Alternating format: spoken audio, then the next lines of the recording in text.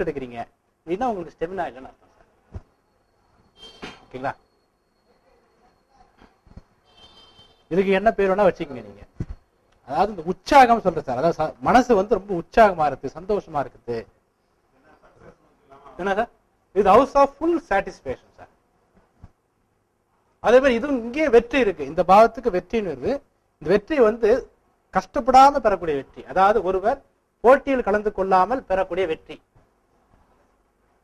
ஒருவர் போட்டியில் கலந்து கொள்ளாமல் மற்றவர்கள் விட்டு கொடுப்பதால் பெறக்கூடிய வெற்றி அப்படிங்கிறது 11வது வீடு.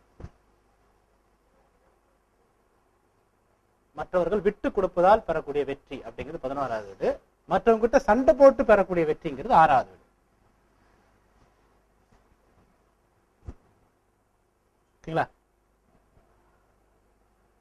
அதே மாதிரி நிகர லாபம்ங்கிறது இந்த பாவத்தோட காரகம். எல்லாம் போயிட்டு கடைசியா நிக்கிறது நிகர லாபம் சொல்றோம் இல்லையா, அது இந்த பாவத்தோட காரகம். Okay sir. அதுக்கு அடுத்து 12வது வீடு.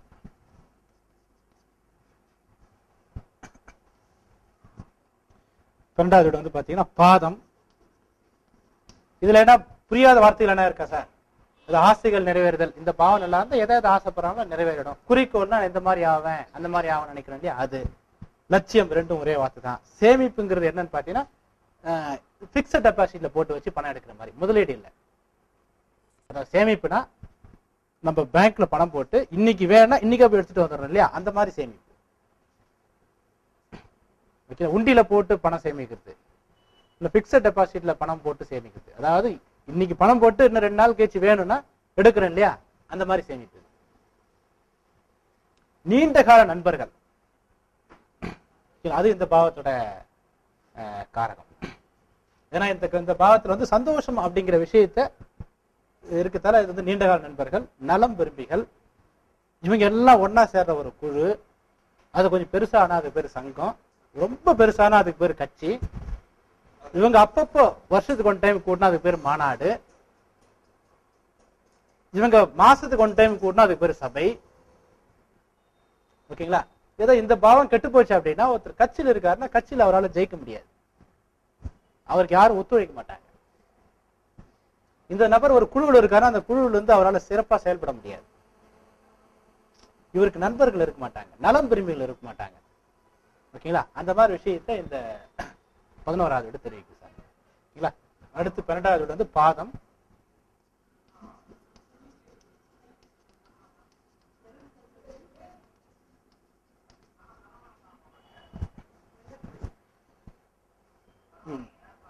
கழிவு பொருட்கள்,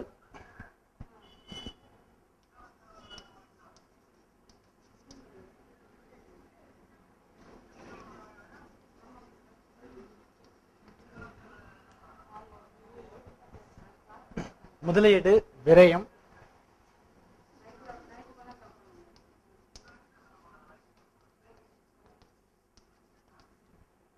மறைந்து வாழ்தல்,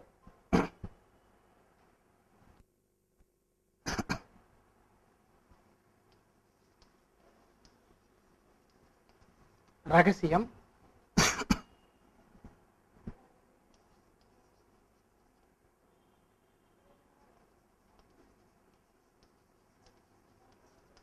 செயலற்ற தன்மை, மயக்கம்,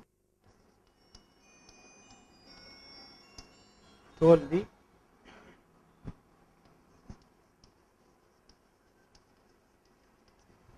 சரணடைதல்,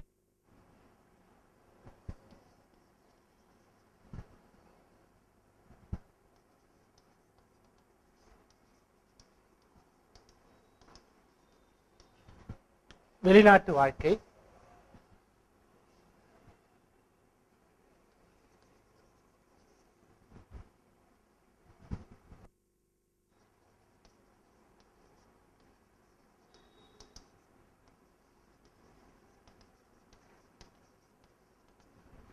உடலில் உள்ள உறுப்பு துண்டித்தல்,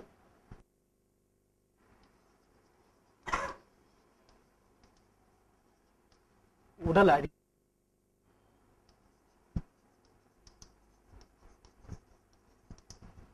உயிர் பிரிதல், அப்புறம் தூக்கம்.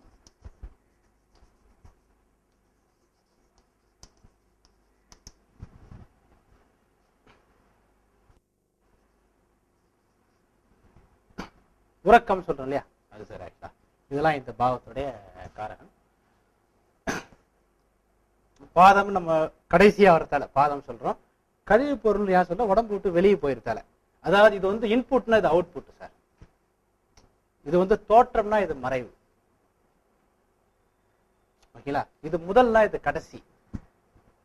ஓகேங்களா, அந்த மாதிரி அதாவது இந்த பாவத்துடைய விஷயத்தை முடிவுக்கு கொண்டாடக்கூடிய பாவம் தான் இது. ஓகேங்களா, அப்புறம் முதலீடுன்னா என்ன, இழப்பு மாதிரி தான். ஓகேங்களா, முதலீடுங்கிறது ஒரு நீண்ட கால முதலீடுகள் அப்படின்ற மாதிரி வரும். நீண்ட கால முதலீடுகள் கையில் இருக்கிற ஒரு கேஷை ஒரு முதலீடு பண்ணிட்டு இல்லையா, அந்த மாதிரி. அப்புறம் விரயம் அப்படிங்கிறதும் இதுதான். விரயம்னா சுப விரயம் அசுப விரயம் ரெண்டுமே அதுல வரும்.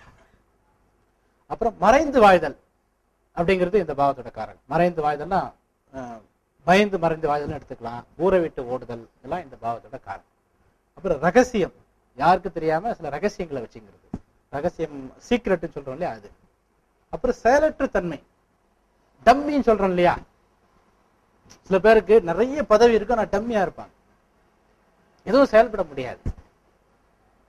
செயலற்ற தன்மைக்கு உதாரணம் என்னன்னு பாத்தீங்கன்னா, நீங்க சினிமால நிறைய படம் பாத்தீங்கன்னா, பழைய படத்துல ஒரு 20 வருஷத்துக்கு முன்னாடி வந்த படத்துல கவுண்டமணிக்கு செந்திலுக்கு பொண்ணு பார்க்க போவாங்க, யாருக்கும் தெரியல. அதுல ஒருத்தர் மிச்சர் சாப்பிட்டுட்டே இருப்பாரு. ஓகேங்களா, கடைசியா என்ன ஆகுனா அது கவுண்டமணி கேட்பாரு கடைசியில, என்னப்பா வந்ததுல இருந்து எல்லாரும் பேசிட்டு இருக்கீங்க, இவர் வாயே திறக்க மாட்டாரு, வாயை திறகுறாருன்னா மிச்சருக்காக தான் வாயை திறகுறாரு, சாப்பிட்டுட்டு அப்படியே சும்மா உட்காந்துட்டு இருக்காரு, யாருப்பா இவருன்னு கேட்பாங்க. இவரு தாங்க பொண்ணோட அப்பான்னு.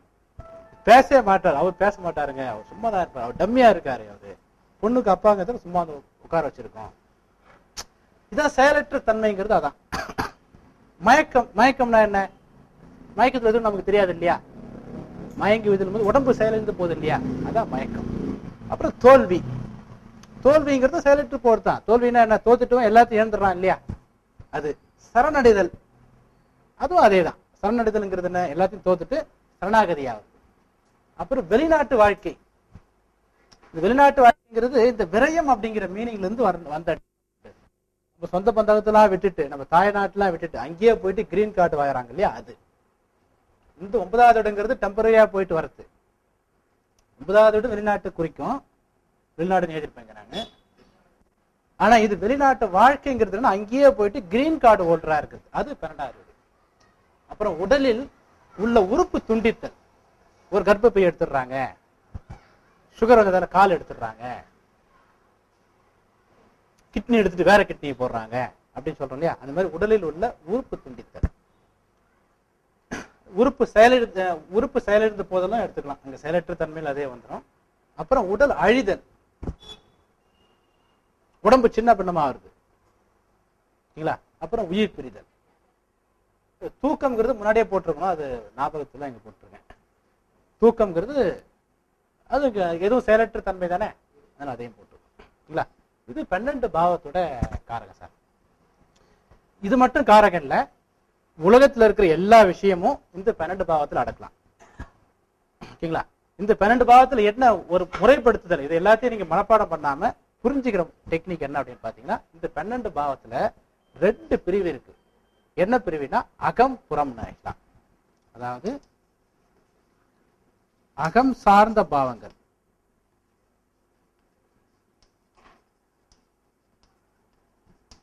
அப்படின்னு ஒரு பிரிவும், 2வது வந்து புறம் சார்ந்த பாவங்கள், புறம் சார்புடைய பாவங்கள் அப்படின்னு 2 பிரிவு இருக்கு சார். இந்த 2 பிரிவை புரிஞ்சுக்கிட்டா ஈஸியா நம்ம புரிஞ்சுக்கலாம். அகம்னா என்ன சார் ஆக்சுவலா, அகம்னா உள்ளே, புறம்னா வெளியே. உள்ளே வெளியே, இது ஒரு படம் கூட ஏதோ வந்திருக்கு போல நாளைக்கு முன்னாடி. அகம் புறம்னு சொல்றோம் இல்லையா, அகம்ங்கிறது என்னன்னா உள்ளுக்குள்ள மனம் சார்ந்த விஷயங்களை வச்சு சொல்றது அகம். புறம்னா வெளியே. ஓகேங்களா, புறம்ங்கிறது வெளியிலிருந்து வரக்கூடிய விஷயங்கள் எல்லாம் புறம். அதாவது இது வந்து உடலை சார்ந்து இருக்கும், உள்ளத்தை சார்ந்து இருக்கும். இது வந்து பாத்தீங்கன்னா பொருளை சார்ந்து இருக்கும். அதனாலதான் அகம் சார்புடைய புறம் சார்புடைய, அகம் புறம்னு 2 பிரிவா பிரிக்கிறோம். இதுல ஒற்றைப்படை பாவங்கள் எல்லாம் அகச்சார்புடைய பாவம் சொல்லுவோம். அதாவது 1, 3, 5, 7, 9, 11 இதை வந்து அகச்சார்புடைய பாவங்கள் சொல்லுவோம். அதே மாதிரி 2, 4, 8, இதை வந்து என்ன சொல்லுவோம்னா புறம் சார்ந்த பாவங்கள் சொல்லுவோம். அதாவது இது வந்து பாவம்.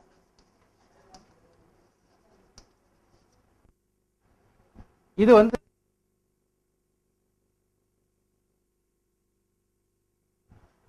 அது மாதிரி ரெண்டு பிரிவா பிரிக்கலாம். அகம் சார்ந்தது புறம் சார்ந்ததுன்னு ரெண்டு பிரிவா பிரிச்சுட்டா உங்களுக்கு அழகா பிரிச்சிடும். அதாவது உலகத்துல இருக்கிற எல்லா விஷயத்தையும் நீங்க ரெண்டு பிரிவா தான் பிரிக்க முடியும் மேஜரா. ஓகேங்களா? அதாவது ஒரு டாக்டர் இருக்காருன்னு வச்சுங்களேன். ஒரு டாக்டர் அவருக்கு அரசியல், கலை, இலக்கியம் சம்பந்தமான வகையிலையும் கொஞ்சம் நாலேஜ் இருக்குன்னா அவர் எல்லா புக்கும் வாங்கியாந்து வச்சிருக்காருன்னு வச்சுங்களேன். அவர் என்ன பண்ணுவாருன்னா மருத்துவம் சம்பந்தமான புக்கை தனியாகவும் அவருக்கு பொழுது போகாதிருக்கும் போது படிக்கிறதுக்கான புக்கை தனியாகவும் வச்சுக்குவார். அப்படி வச்சிருந்தா அவருக்கு ஈஸியா இருக்கும். எல்லா புக்கும் ஒரு குப்பை மாதிரி போட்டா என்ன தேடுறது கஷ்டமா இருக்கும். அதே மாதிரி நம்ம ஜாதகத்துல இருக்கக்கூடிய விஷயங்கள், காரகங்கள், ஜோதிடத்துல இருக்கக்கூடிய காரகங்கள் வந்து பாத்தீங்கன்னா ஒரு இடியாப்பம் மாதிரி இருக்கும். இடியாப்பம் பார்த்திருக்கீங்களா சார்? யாருன்னா தெரியாது. குச்சி எடுத்தீங்கன்னா கொஞ்சம் டப்பு டப்புன்னு போட்டுக்கும். எது ஆரம்பம் தெரியாது, எது முடிவும் தெரியாது. இந்த மாதிரிதான் ஜோதிடம் இருக்கு. ஆனா என்ன அப்படின்னா அதை தனித்தனியா நம்ம பிரிச்சு பழகிட்டா ஈஸியா புரியும். அந்த தனித்தனியா பிரிக்கிறது என்னன்னு பாத்தீங்கன்னா அகம் சார்ந்தது புறம் சார்ந்தது தனித்தனியா பிரிக்கணும். உலகத்துல இருக்கிற எல்லா விஷயமும் அகம் சார்ந்தது புறம் சார்ந்துதான். அதுக்குதான் இதிகாசங்கள்ல ரெண்டு இதிகாசங்கள், ஒண்ணு ராமாயணம், ஒண்ணு மகாபாரதம். ராமாயணம் என்ன சொல்றதுன்னா அக வாழ்க்கையில் இருக்கக்கூடிய தவறுகளை சுட்டி காட்டுதான் ராமாயணத்தோட தன்மை. ராமாயணம் என்ன சொல்லுது சார்? ஆக்சுவலா ராமனுடைய சொத்துக்களை புடிங்கிட்டு வரத்துக்காக தான் ராவணன் வந்து சீதை அழைச்சிட்டு போனாரா? அப்படின்னா என்ன பண்ணிருக்கணும்? அவரு பரதனை பொண்டாட்டி பூச்சிட்டு வந்தவனு ஃபர்ஸ்ட். என்னங்க சார்? ராமன்கிட்ட ஒண்ணு இல்லாம ராமனுடைய மனைவி எடுத்தது ராமனுடைய பொருளுக்காக இல்ல, அது இந்த 5வது பாவம் கெட்டு போனதால வரக்கூடிய விஷயங்கள். அது அகம் சார்ந்த வாழ்க்கை, அக வாழ்க்கையில் இருக்கக்கூடிய தவறுகளை சுட்டி காட்டுவது தான் ராமாயணத்துடைய ஒரு இது. மகாபாரதத்துல என்ன இருக்கு? திரௌபதி மேல ஆசைப்பட்டு துரியோதனன் வந்து பஞ்ச பாண்டவர்கள் மேல இது பண்ணாரா? என்னங்க சார்? அப்படின்னா என்ன நடந்திருக்கணும்? அவன் தான் தூக்கி வச்சிருக்கணும் ஃபர்ஸ்ட்.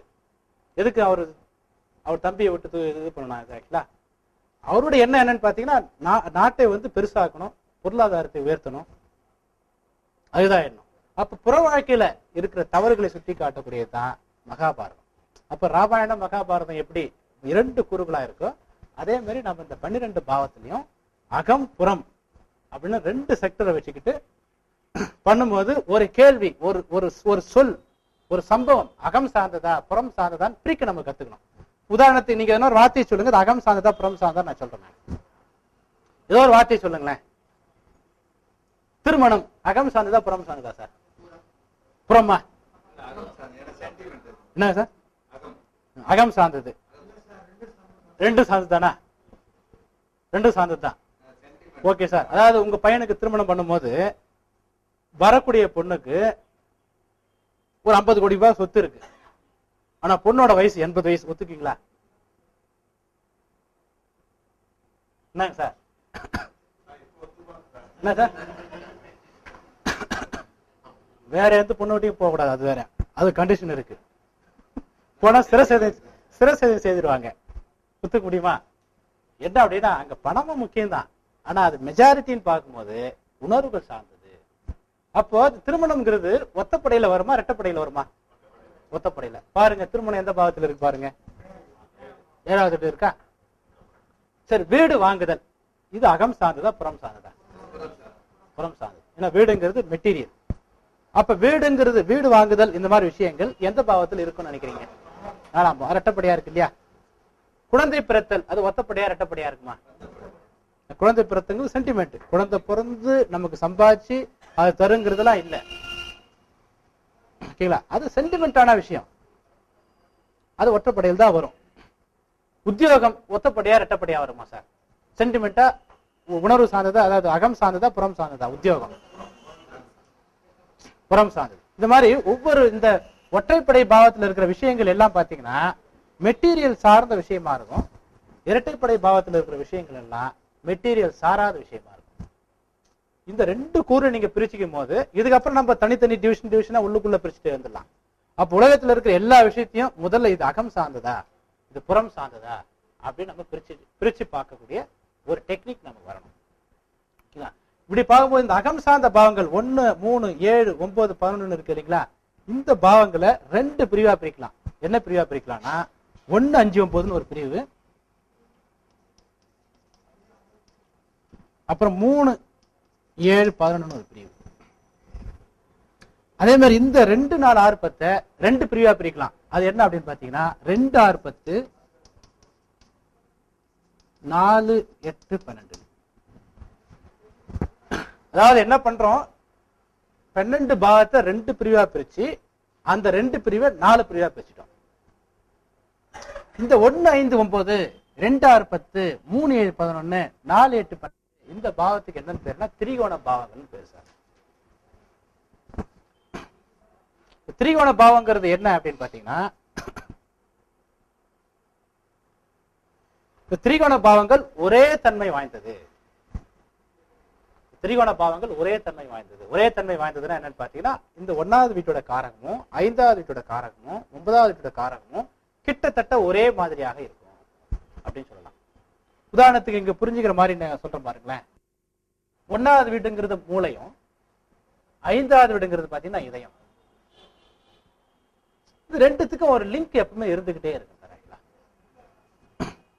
ஓகேங்களா? அதாவது மூளை வந்து எல்லா உறுப்போடையும் ஒரு தொடர்பு கொண்டுட்டே தான் இருக்கும்.